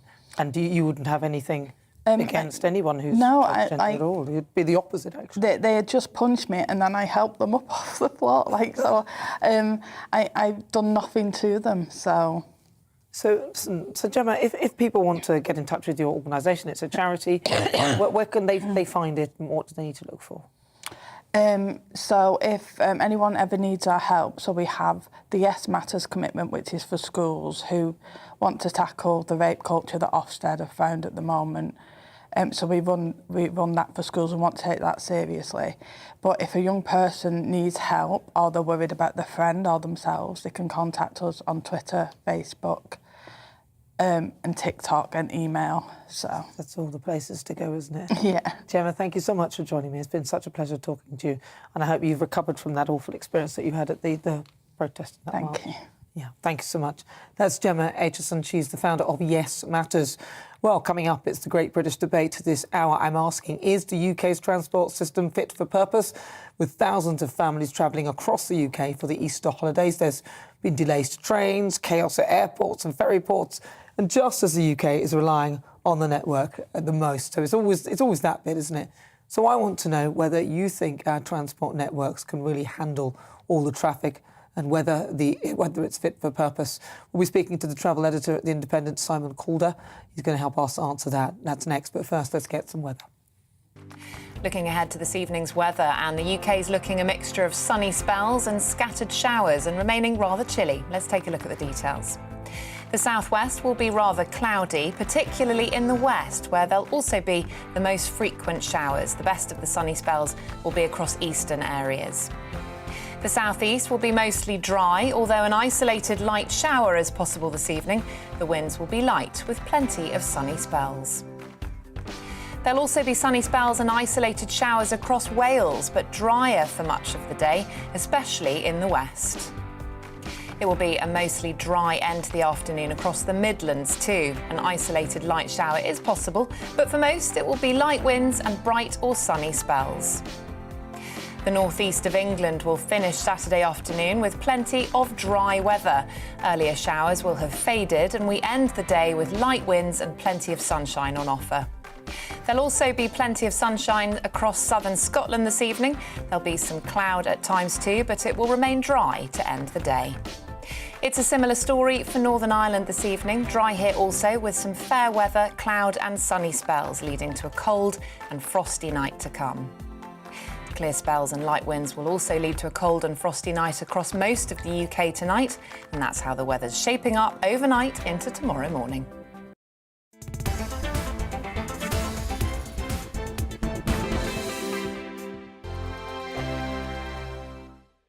Europe is in the grip of the most devastating humanitarian crisis since World War II. The people of Ukraine are facing unimaginable suffering as their homes are destroyed and their loved ones are killed. Millions of people are being forced to flee for their lives, carrying only their children, their pets, and the clothes on their back. The pain, loss and destruction grows by the day. The people of Ukraine urgently need our help. Already a vast humanitarian operation is underway. Britain's Disasters Emergency Committee, or DEC, brings together 15 leading aid charities to respond to overseas disasters quickly and efficiently. These charities include the British Red Cross, CARE, Oxfam, Save the Children, and World Vision.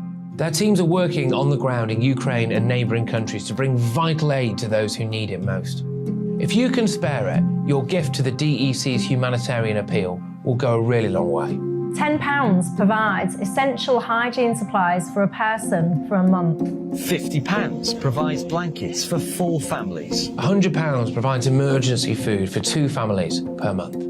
It's easy to give. You can donate online at dec.org.uk or call the 24-hour donation line on 0370 60 60 900. If you prefer to send a cheque, please post it to the Ukraine Humanitarian Appeal, PO Box 999, London, EC 3A 3AA. To give £10 on your mobile, simply text the word crisis to 70150. Standard network charges apply for calls and you must be 16 or over. Texts are charged at the standard network rate and your £10 donation will be added to your bill. 100% of your donation goes directly to the DEC to save lives and deliver critical support where it's needed.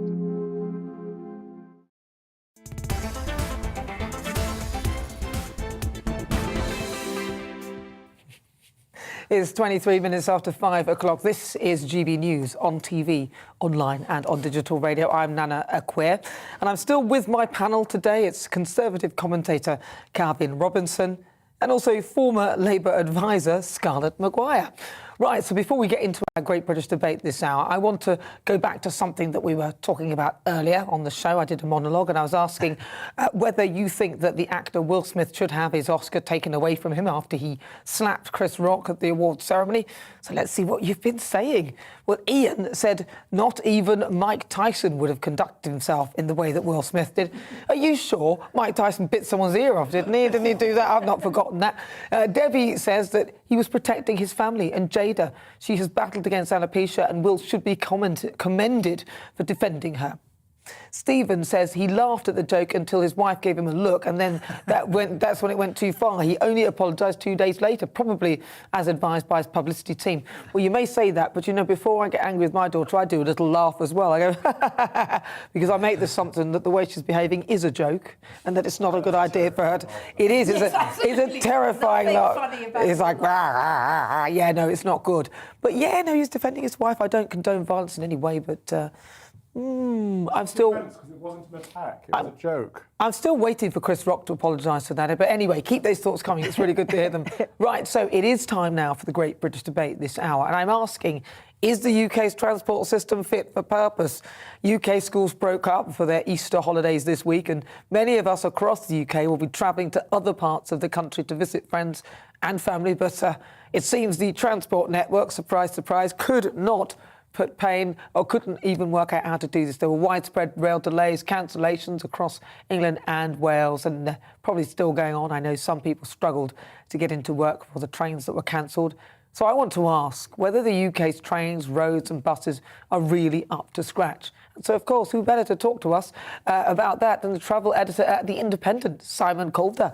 And he joins me right now. Simon. Yep, they're all fine. Lovely to see you. No, go on, Simon, it's not true. No, of course it's not true. And there have been some really, really awful, painful times. So I've just actually come through Paddington Station, very close to GBNews HQ, and things seem to be working pretty well, apart from the elephant in the room, which is the £15 billion Crossrail project, which is running 3.5 years late. Yes, taxpayers, if you are in Grimsby or in Cardiff or in Falkirk, you are paying for this extremely expensive piece of transport infrastructure, which is supposed to connect Heathrow Airport and Reading in the west with Shenfield in Essex and Abbey Wood in southeast London in the east. And we were promised it would be ready in December 2018. And I'm not absolutely sure that the guilty men, and I think it was all men, have so far been properly brought to task. It's running way late. They say only it's going to be open in the first half of this year. So that could be 11:30 at night on the 30th of June. And even when it is, Bond Street Station, one of the key central London stations, isn't going to be opening. So that's pretty disastrous. But the rest of it, given that we invented the railways, the underground railways, and we're still basically working with the same kit, I don't think we're doing that badly. You don't think we're doing that badly? No. Really? Okay. Well, if you were, in terms of improvement, what do you think the government could do, the main areas? Right, OK, exactly what they're not doing at the moment, and that is encourage people with both carrot and stick to travel by train. Let me just remind you, all the way through the COVID pandemic, effectively, the very good women and men in the front line of the railways kept a perfect service running. It was quite extraordinary. Well, that's because there's hardly anybody on it. Well, there was nobody on it. and I remember saying at the time when they were, do you remember, I think it was about December 2020, Manchester was sort of deemed no-go zone. And they were still running from London 3 trains every hour, completely empty. I know. Why were they doing that? Because that's what they were told to do. And now they're being told to run fewer trains just at the point when everybody wants to get on them. So you've got to provide the capacity. And I know that's tricky with so many people being sick at the moment with COVID, and that's very regrettable. But you've really got to ramp up the capacity. Otherwise, as soon as somebody who's been thinking, I didn't want to go on the train, they get on one train, they're crammed like that, they're not going to go back on it. And the other thing you do is you incentivise people with, hopefully, lower fares, but these can be financed by, I'm sorry to say this, motorists, fuel duty. But instead, the Chancellor's done exactly the same, exactly the opposite, and cut fuel duty to encourage people to stay in their cars. Well, that's if you can afford a car to begin with, so it's totally helping the wrong people, but we won't go there with that one. Now, how true is it that the emphasis for all the sort of travel infrastructure is actually mostly focused on the southeast, and actually a lot of parts of Scotland and places like that aren't seeing the benefit? Yeah, OK, so it is absolutely the case that by far the largest amount of transport rail transport is focused on southeast England, because historically people would commute in their millions into central London. That's now coming to an end. And if you look at the other great British cities, so in particular Birmingham, Manchester, Leeds, Cardiff, they've always had pretty shambolic trains. And yes, there has to be absolutely levelling up. The trouble is, all the money is sort of generated in the southeast, and whenever if you're in thinking, well, what project is going to pay off, you're going to look and you say, well, actually we get more bang for our buck in southeast England. So that's why it's been going on for so long.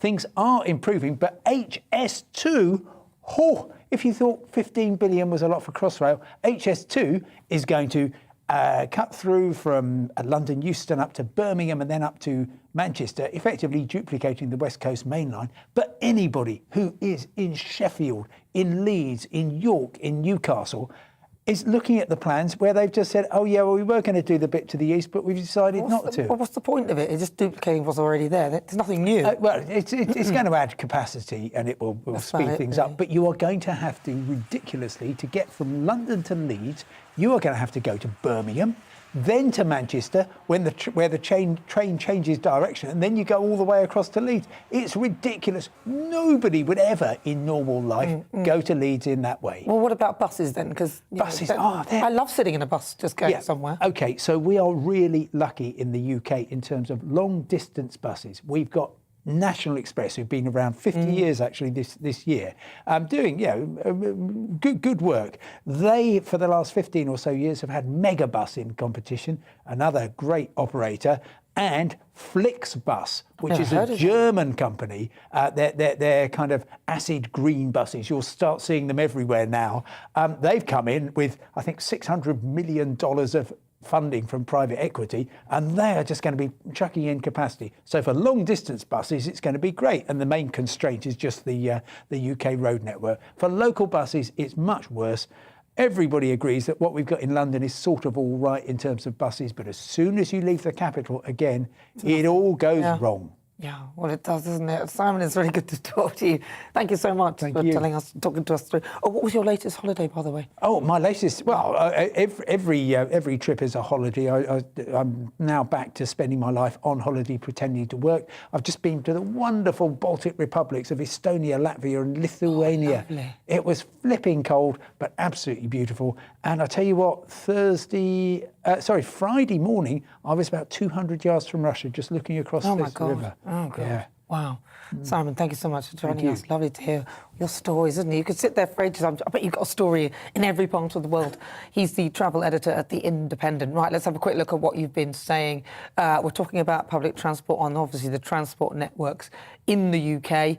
Bruce says poor road management of all highways has added to the congestion we see on the roads these days. Yeah, the road's terrible. Andrew says, I've come to the conclusion that nothing in the UK is fit for purpose. Oh, no. Tim says trains often have announcements saying, see it, say it, sort it. How about they sort themselves out?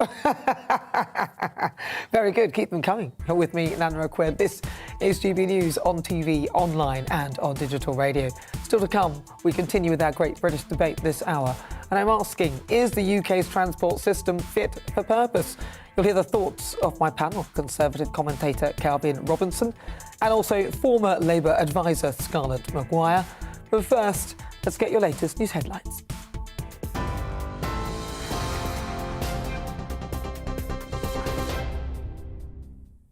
Thank you. It's 5:33. I'm Miranda Shunker in the GB newsroom. Ukraine's President Volodymyr Zelensky has accused Russian soldiers of deliberately planting landmines in the north of the country as they withdraw. The claim has not yet been independently verified. Russia's defense ministry has also not responded to the allegations. It follows an official from President Zelensky's office saying Ukrainian troops have retaken more than 30 towns or villages across the Kiev region. The Red Cross is attempting another evacuation in the besieged Ukrainian city of Mariupol. It follows an agreement with Russia to open 7 humanitarian corridors for civilian evacuations. Overnight buses of refugees arrived in Zaporizhia. Some of the passengers are reported to have stood throughout the 12-hour journey due to the number of people trying to escape. The suspension of P&O ferry services is being partly blamed for long queues at Dover today. Drivers have reportedly been forced to wait for hours to board ferries. The Department for Transport says efforts are being made to minimise the disruption. A further 20 people have been arrested in Essex today as climate change activists continue to block oil terminals. It takes the total number of arrests to 83 after 2 days of protests. Activists from the group Just Stop Oil are said to be against expanding UK oil and gas production. And today marks 40 years since Argentina invaded the Falkland Islands. 255 British soldiers died along with 650 Argentinians in the conflict after Margaret Thatcher ordered the territory to be recaptured. Home Secretary Priti Patel tweeted saying, "40 years on, we will still defend that right." Well, on TV, online and DAB Plus radio. This is GB News, and we'll be back to Nana Akua after the break.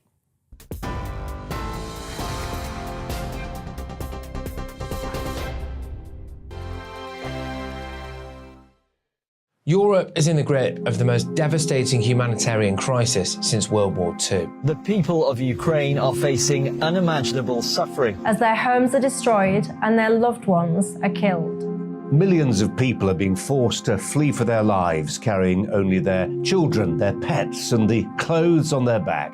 The pain, loss and destruction grows by the day. The people of Ukraine urgently need our help. Already a vast humanitarian operation is underway. Britain's Disasters Emergency Committee, or DEC, brings together 15 leading aid charities to respond to overseas disasters quickly and efficiently. These charities include the British Red Cross, CARE, Oxfam, Save the Children and World Vision.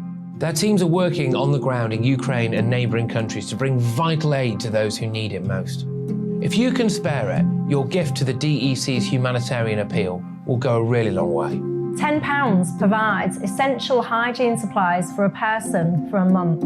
£50 provides blankets for 4 families. £100 provides emergency food for 2 families per month. It's easy to give. You can donate online at dec.org.uk or call the 24-hour donation line on 0370 60 60 900. If you prefer to send a cheque, please post it to the Ukraine Humanitarian Appeal, PO Box 999, London, EC 3A 3AA. To give £10 on your mobile, simply text the word crisis to 70150. Standard network charges apply for calls and you must be 16 or over. Texts are charged at the standard network rate and your £10 donation will be added to your bill. 100% of your donation goes directly to the DEC to save lives and deliver critical support where it's needed.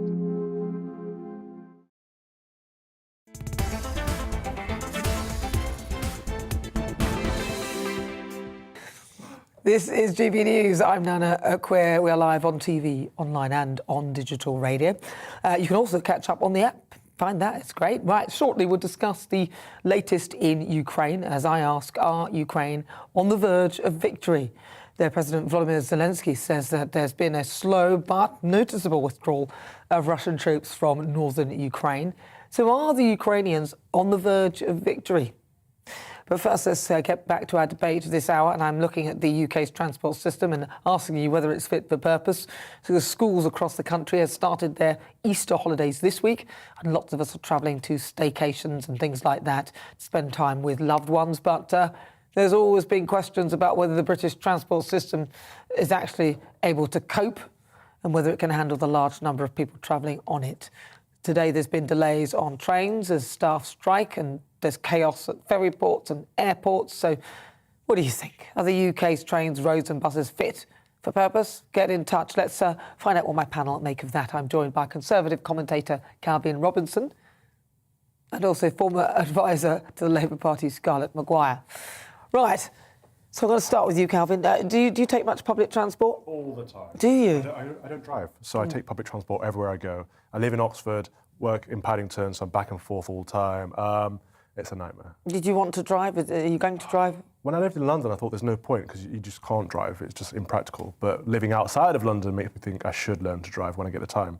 But the roads are always packed everywhere you go. So you can't win in this situation in this country. If you drive, the roads are packed. If you go on public transport, the trains are jam-packed. The tube, you can't breathe on the tube. It's, we are a nation obsessed with health and safety in every aspect of our lives. But on the tube, shove 500 people in a car. Who cares? You'll have people in your hair in the tube, wouldn't you? So close to I hate the noses tube. In your hair.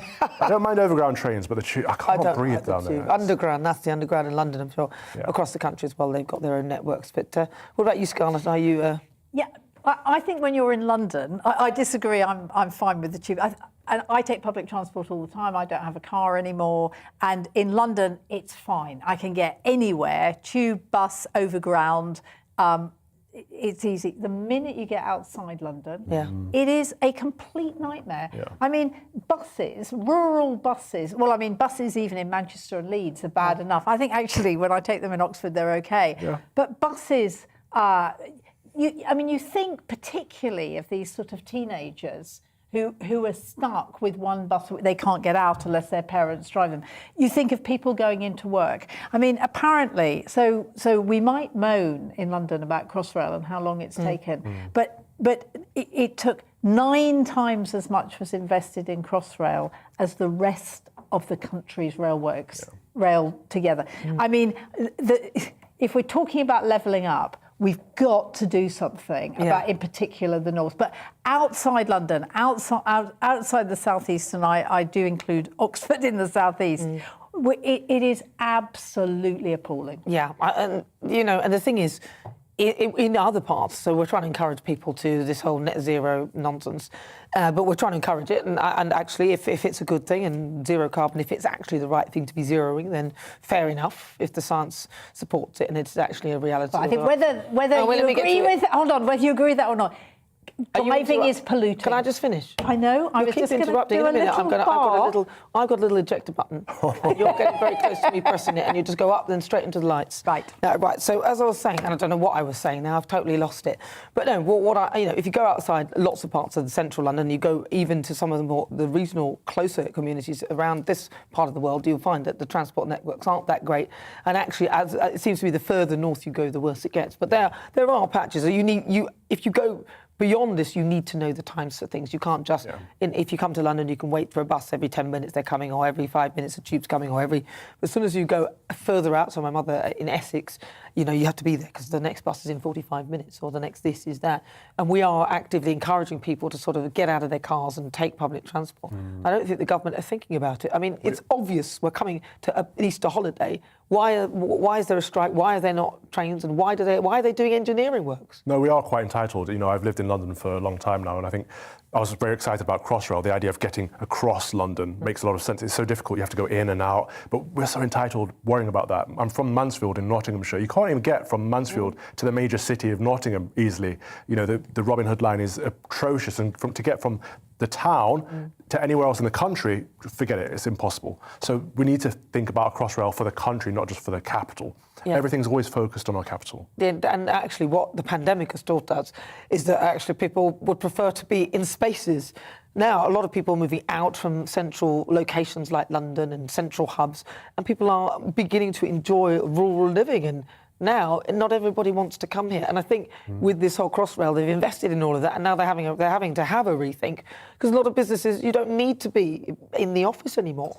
You don't need to be 5 days a week, and that's why. I mean, you're right. Lots of people are moving out of London, and they want to be able to come in 2 or 3 days a week. But not just London, other little hubs, so central cities, other hubs, and actually, we have, what we have to do is we have to relook at the planning. But I mean, I've forgotten when, but last year Boris Johnson promised that the rail service in the north would be levelled up. And nothing's happened. I mean, it's still just as bad as it was. Well, there's not a service anymore, is there?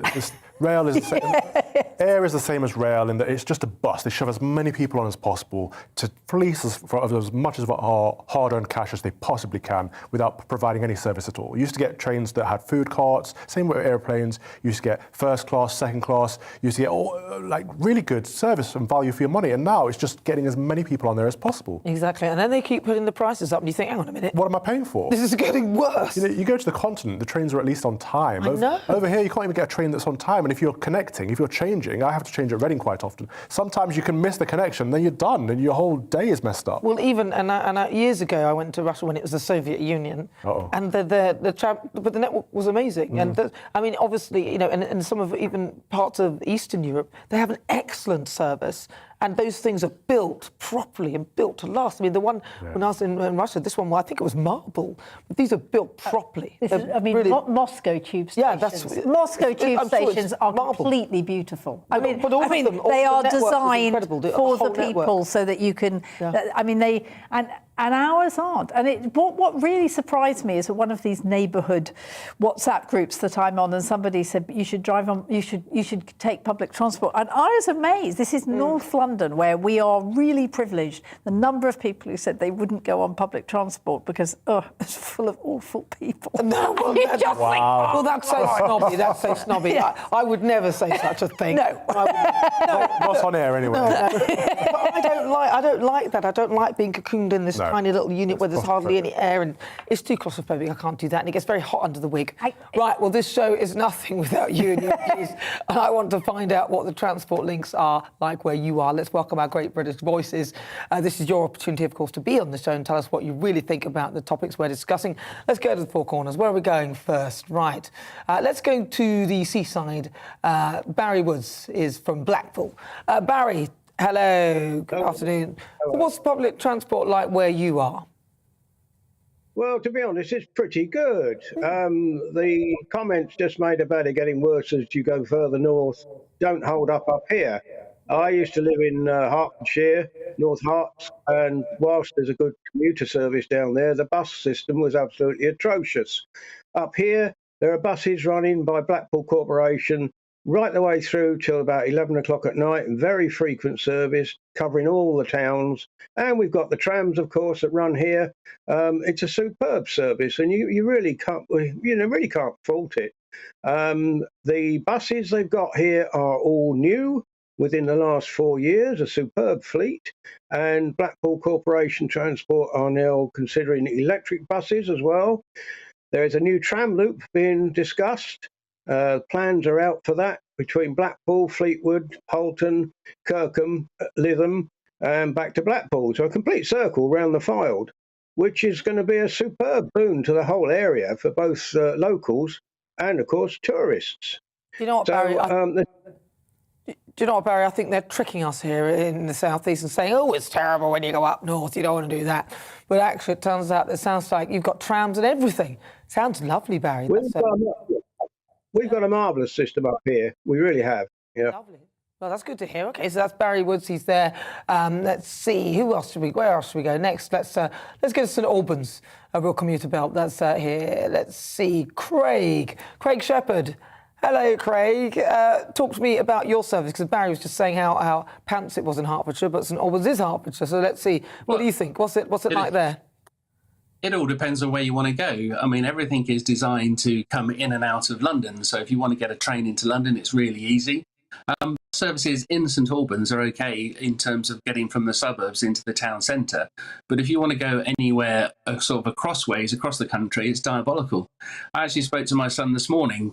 We actually had a power failure in St Albans last week, and he couldn't get his car out of the underground car park because the roller shutter door wouldn't open. So I said, well, what are your alternatives to get to work? And he only works about 15 miles away in Kings Langley, and there are no bus services that go sort of east to west. So he'd have to go all the way into London to then chop over there and then come out to sort of Kings Langley. So travelling around the town itself and getting into the centre of the St Albans is good, and public transport and buses are great there. But if you want to go to the next town or try to commute from one town to another, it's diabolical.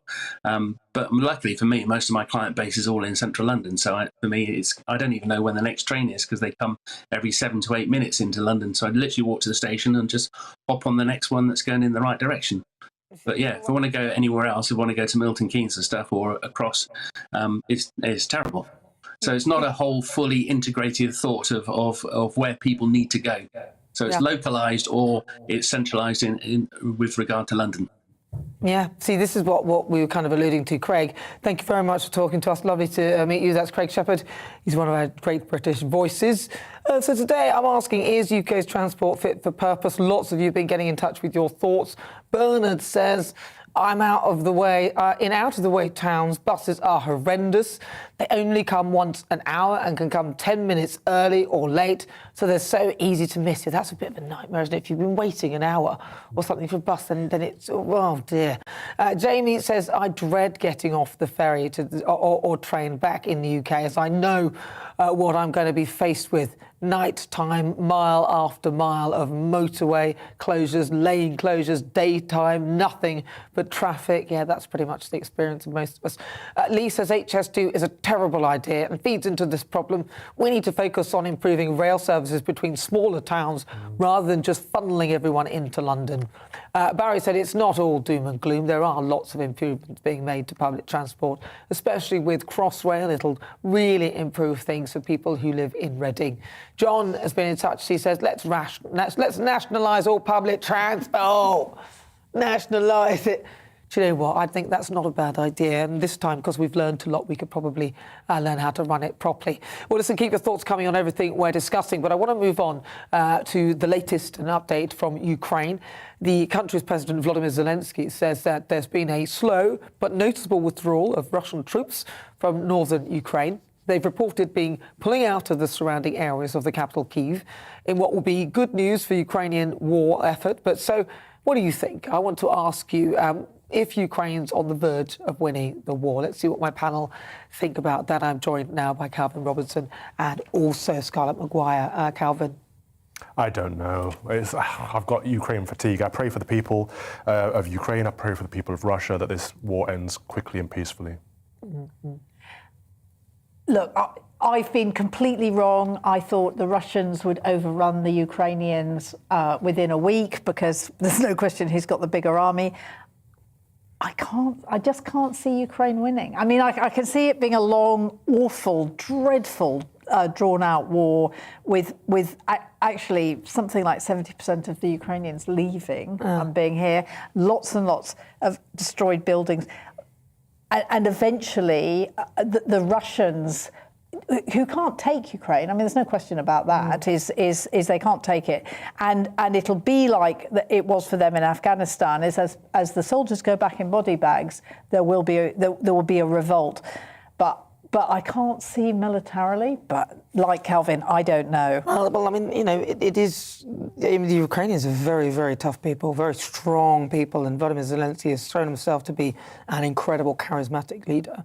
And you know, a war in many senses can be fought kind of mentally in a way. And I think that if you unnerve someone, even if they're encroaching on your territory, then you could potentially win. And I would like to see it stop, but I'd also like them to have all their territory. I don't think that they should concede anything. I don't see why they should. I completely think you're right about unnerving, and I knew a lot about Kosovo, which took on Serbia. But what the leader of the Kosovo Liberation Army did, Hashim Thaçi, was he got NATO to go in and win his war for him, and that's not what we're doing in Ukraine. So I mean, I think it's very difficult. And one admires the Ukrainian people and all those people who are being soldiers and the pop stars and the comedians who've taken up. But you just think, I mean, you know, war is dreadful and it's going to just get worse. Well, let's hope that. Let's hope that they get their land. But right now it's time for our quick fire quiz, the part of the show where I test my panel on some of the other stories hitting the headlines right now. So hang on, where's their buzzers? We don't have our buzzers. Oh, how can I buzz? Alex. How can I beat Calvin without my buzz? Oh, you'll have to make a noise. And with Conservative commentator Calvin Robertson, former Labour advisor, no buzzer today, so you have to shout your name before you answer. All right, question one. What kind of fruit do spider monkeys prefer? According to a new study, is it A, fruit with ethanol? Is it fruits that's mouldy or fruit that's green? Scarlet, green. You think it's fruit that's... I'll say it's fruit that's mouldy. You need to say your name, Calvin. I can't... Calvin. My name's Calvin. I meant mouldy. I'm sure it's mouldy. Well, actually, the spider monkey likes fruit that's ripe enough to have alcohol. So there we go. So that's A. A study of the monkeys in Panama found that they're more likely to consume fruit containing ethanol. Have you ever seen an animal get drunk? I had a dog that got drunk, poor dog, yes. It was very bad. Awful. No, I've never seen a drunk animal. I've seen those monkeys that imitate, or the chimpanzees that imitate visitors and tourists and zoos. They're hilarious, but I've never seen I can't say I have either. Animals don't really like me. Right, question 2. Nearest guess wins. A woman from Texas is hoping to become the first US woman to run a certain number of marathons. But how many marathons will she have run to the nearest 100? Calvin, 200. 200. Scarlett? 100. To the nearest 225. 225. Let's see. The answer is 1,000. Scarlett, you've taken it with 25. Just with the extra 1,000 marathons? Yes, Andrew Torsus, she set a Guinness World Record by running 138 marathons in a single year in 2013. And this weekend she's hoping to hit 1,000 at the Irving Marathon in Texas. Have you ever run a marathon, yes or no? No. Both. Absolutely, I don't even run. Right, question 3, finally. Environmental activists claim to have deflated tyres on nearly 2,000 of a particular type of vehicle in Britain. But what type of vehicle is it? Was it A, trucks, B, supercars, or C, SUVs? It must be an SUV. Calvin, trucks. I'm going to have to take Calvin's answer. He says Calvin, trucks, and Scarlett, you need to... Scarlett, SUV. SUV. It's Scarlett, it's correct. SUVs, you can have that. That's 2... That's 2-0, 2-1 even. Right, well, I've got to say thank you so much. It's the end of the show. If you just tuned in, where have you been? Because it's over. But I'm back tomorrow with so much more. On today's show, we've been asking, should the UK rely less on China and back British manufacturers? According to our poll, 98% of you said yes. Only 2% of you said no. Of course. I'm surprised it wasn't 100. I'm going to say thank you so much to my panel, Conservative commentator Calvin Robinson, and also former Labour advisor Scarlett Maguire for joining me today. Thank you for listening. I shall see you tomorrow at 4. Looking ahead to this evening's weather, and the UK's looking a mixture of sunny spells and scattered showers and remaining rather chilly. Let's take a look at the details. The southwest will be rather cloudy, particularly in the west, where there'll also be the most frequent showers. The best of the sunny spells will be across eastern areas. The southeast will be mostly dry, although an isolated light shower is possible this evening. The winds will be light, with plenty of sunny spells. There'll also be sunny spells and isolated showers across Wales, but drier for much of the day, especially in the west. It will be a mostly dry end to the afternoon across the Midlands too. An isolated light shower is possible, but for most it will be light winds and bright or sunny spells. The northeast of England will finish Saturday afternoon with plenty of dry weather. Earlier showers will have faded and we end the day with light winds and plenty of sunshine on offer. There'll also be plenty of sunshine across southern Scotland this evening. There'll be some cloud at times too, but it will remain dry to end the day. It's a similar story for Northern Ireland this evening. Dry here also, with some fair weather, cloud and sunny spells, leading to a cold and frosty night to come. Clear spells and light winds will also lead to a cold and frosty night across most of the UK tonight, and that's how the weather's shaping up overnight into tomorrow morning.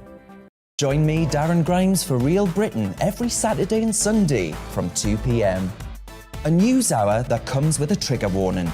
Scorching hot opinion with prominent guests saying the unsayable, and a little bit of weekend fun thrown in. Unlike other broadcasters, I won't be forgetting what the B in our name stands for. So howie in for Real Britain Saturday and Sunday from 2 p.m.